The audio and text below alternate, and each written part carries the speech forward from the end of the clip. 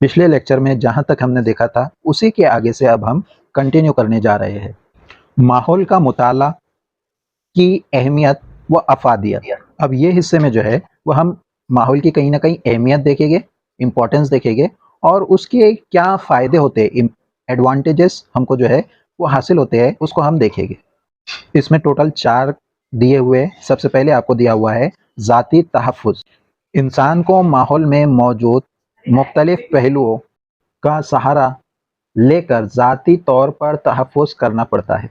मिसाल, जंगली जानवर, हलकों का ढह जाना, सैलाब, सालाबारी, कहत, सर्दी वगैरह में ज़ाती तहफ़्फ़ुज़ मतवक्के हो तो इसके हुदूद को ज़हन में रख कर ही इसके असरात का अंदाज़ा कायम किया जा सकता है। अमीक नज़री से मुशाहिदा, एहतिसाब, तजुर्बा दरकार होता है। माहौल पर फ़तह हासिल करके ही ज़ाती क़ुव्वत को मुस्तहकम बनाया जा सकता है। बच्चों को बचपन से ही इन महारतों से रोशनास करवाने पर उनमें ज़िंदगी की जद्दोजहद की शिद्दत में कमी वाक़या होती रहती है। अब देखिए, यहाँ पर आपको बताया गया है कि इंसान को जो है वो कहीं न कहीं ज़िंदगी गुज़ारने के लिए माहौल का सहारा लेना पड़ता है। माहौल का सहारा लेना पड़ता है खुद के तहफ़्फ़ुज़ के लिए, खुद के बचाव के लिए कहीं न कहीं इंसान जो है वो माहौल पर डिपेंड करता है। अब ज़ाहिरी बात है, जब इंसान पूरी तरह से माहौल पर जो है वो डिपेंड करता है, तो माहौल में जो सारी चीज़ें मौजूद है, तो उससे जो है वो कहीं न कहीं उसको खुद को बचाना भी होता है उससे। उसको कहीं न कहीं ज़ाती तहफ़्फ़ुज़ चाहिए, उन तमाम चीज़ों से जो कि कहीं न कहीं माहौल से उसके लिए ख़तरनाक हो साबित हो सकती है। जैसे कि जंगली जानवर, तो इससे भी जो है वो कहीं न कहीं उसको खुद का ज़ाती तहफ़्फ़ुज़ करना होता है। बारिश से बचना है, सैलाब से बचना है, सर्दी से बचना है, जो सारी चीज़ें कहीं न कहीं माहौल में मौजूद है, उससे एक तरह से वो क्या करता है, खुद को बचाता है, ज़ाती तहफ़्फ़ुज़ करता है। तो इन सारी चीज़ों को कहीं न कहीं, इन सारी हुदूद को जो है वो ज़हन में रख कर जो है और उसके इन सारी चीज़ों के कहीं न कहीं असरात का जो है वो अंदाज़ा कायम करता है इंसान, ज़ाती तहफ़्फ़ुज़ के लिए। और इन सारी चीज़ों के लिए इंसान को तजुर्बा दरकार होता है। और एक तरह से आप माहौल पर फ़तह पाकर ही जो है तो कहीं न कहीं खुद को और ज़्यादा मज़बूत कर सकते हैं या खुद का ज़ाती तहफ़्फ़ुज़ कर सकते हैं। अब बचपन से ही बच्चों को अगर इन सारी महारतों से रोशनास करवाया जाए, तो उनमें ज़िंदगी की जद्दोजहद, जो सारी जद्दोजहद ज़िंदगी के लिए करता है इंसान, तो उसकी शिद्दत में कमी वाक़या होती रहती है। अब देखिए, उसके बाद सेकंड आपको दिया हुआ है बुनियादी ज़रूरतों की तकमील। ग़िज़ा, लिबास और रिहाइश, ये इंसान की बुनियादी ज़रूरतें माहौल के ज़रिए ही तकमील पज़ीर होती है। माहौल में मौजूद अशजार, नबातात, हैवानात के मुताले के बाद ही बुनियादी ज़रूरतों की तकमील बआसानी होती है। हैवानात भी बतौर ग़िज़ा फूलों का इस्तेमाल करते हैं। इंसान मुशाहिदे के ज़रिए ये नतीजा अख़ज़ करता है कि हैवानात ज़हरीले नहीं होते। गारों के ज़रिए इंसानी ज़हन में मकान की तामीर का तसव्वुर पैदा हुआ। इंसान ने ज़ाती तजुर्बात के ज़रिए नतीजा भी अख़ज़ किया कि सर्दी से हिफाजत के लिए दरख्तों की छाल, पत्ते, चमड़े का इस्तेमाल किया जा सकता है। अब देखिए, उसके बाद आपको बुनियादी ज़रूरतों के बारे में बताया गया है। बुनियादी ज़रूरतें वो ज़रूरतें मौजूद होती है जो कि कहीं न कहीं इंसान को ज़िंदगी बसर करने के लिए ज़रूरी होती है। सबसे पहले उसमें बताया गया है ग़िज़ा, लिबास और रिहाइश के बारे में, ठीक है? तो हम सभी को पता है कि ग़िज़ा, लिबास और रिहाइश मतलब रहने की जगह जो है वो इंसान की बुनियादी ज़रूरतों में शामिल है, जो कि कहीं न कहीं हमको माहौली के ज़रिए से हासिल होती है। अब देखिए, उसके बाद बताया गया कि माहौल में मौजूद हर अशिया कहीं न कहीं अशजार, शजर की जमा होता है अशजार।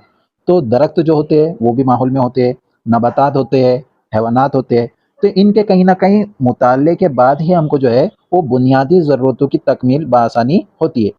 जैसे कि इंसान जो है वो कहीं न कहीं दूसरे जानदार को खाता है, ठीक है? तो इसको जो है वो ग़िज़ा हासिल हो रही है माहौल के ज़रिए से। उसी के साथ-साथ इसको लिबास हासिल होता है माहौल के ज़रिए से। आपको माहौल के ज़रिए से कॉटन होती है, कॉटन का जो है वो आप धागा बनाते हैं और धागे का जो है वो कपड़ा बनाते हैं, उसका लिबास हासिल करते हैं। इसी तरह से शजर बताया गया है आपको, दरख्त के बारे में बताया गया है درختوں کو کاٹ کر کے لکڑی بنائی جاتی ہے اور لکڑی کے کہیں نہ کہیں گھر بنائے جاتے ہیں۔ ماحول میں جو تمام چیزیں موجود ہے ان کا کہیں نہ کہیں مطالعہ کرنے کے بعد ہی بنیادی ضرورتیں انسان جو ہے وہ اپنی پوری کر سکتا ہے۔ اس میں آگے بتایا گیا ہے کہ جو حیوانات ہوتے ہیں وہ بھی کہیں نہ کہیں پھولوں کا رس جو ہے وہ اپنی غذا کے طور پر استعمال کرتے ہیں۔ اور اس کے بعد بتایا گیا ہے کہ انسان نے مشاہدہ کیا ہے اس بات پر، کہیں نہ کہیں غور کیا ہے، اور جس کے ذریعے سے اس کو یہ نتیجہ اخذ ہوا ہے، یہ نتیجہ حاصل ہوا ہے کہ حیوانات جو ہوتے ہیں، جو تمام حیوانات ہوتے ہیں وہ کہیں نہ کہیں زہریلے نہیں ہوتے۔ پھر اس کے آگے بتایا گیا ہے کہ غاروں کے ذریعے انسانی ذہن میں کہیں نہ کہیں مکان کی تعمیر کا تصور پیدا ہوا، مطلب غاروں کو انسان نے دیکھا ہے، آبزرو کیا ہے، اور اس سے یہ نتیجہ حاصل ہوا ہے کہ غاروں کے جیسے ہی ہم جو ہے وہ گھر کی تعمیر کر سکتے ہیں رہنے کے لیے، رہائش کے لیے۔ اب اس کے آگے بتایا گیا ہے کہ انسان نے ذاتی تجربات، خود کے تجربات کی وجہ سے بہت سارے نتیجے اخذ کیے ہیں، جس میں سے سردی سے حفاظت کے لیے درختوں کی چھال۔ پرانے زمانے میں جب انسان کو اس بات کا علم ہوا کہ کہیں نہ کہیں چھالوں کا استعمال کر کے، درختوں کی چھال کا استعمال کر کے جو ہے وہ خود کو گرم رکھا جا سکتا ہے سردی سے بچنے کے لیے، تو اس نے کیا کیا، ماحول ہی کے ذریعے سے درخت کی چھال لی اور اسی کو جو ہے وہ ماحول ہی سے بچانے کے لیے، سردی سے بچانے کے لیے استعمال کرنا شروع کیا۔ اس کے علاوہ پتوں کا بھی استعمال پرانے وقتوں میں انسان کیا کرتا تھا۔ خود کو بارش سے بچانے کے لیے بھی پتوں کا استعمال ہوتا ہے، سردی سے بچانے کے لیے بھی ہوتا ہے۔ پھر اس کے علاوہ اگزامپل دی ہوئی ہے آپ کو چمڑے کا استعمال، چمڑے کا بھی استعمال جو ہے وہ انسان سردی سے بچنے کے لیے کرتا ہے، آج بھی کرتا ہے اور پرانے وقتوں سے چلا آ رہا ہے یہ، ٹھیک ہے۔ تو کہیں نہ کہیں سردی کا اثر کم کرنے کے لیے، سردی سے بچنے کے لیے ان تمام چیزوں کا استعمال کیا جا سکتا ہے۔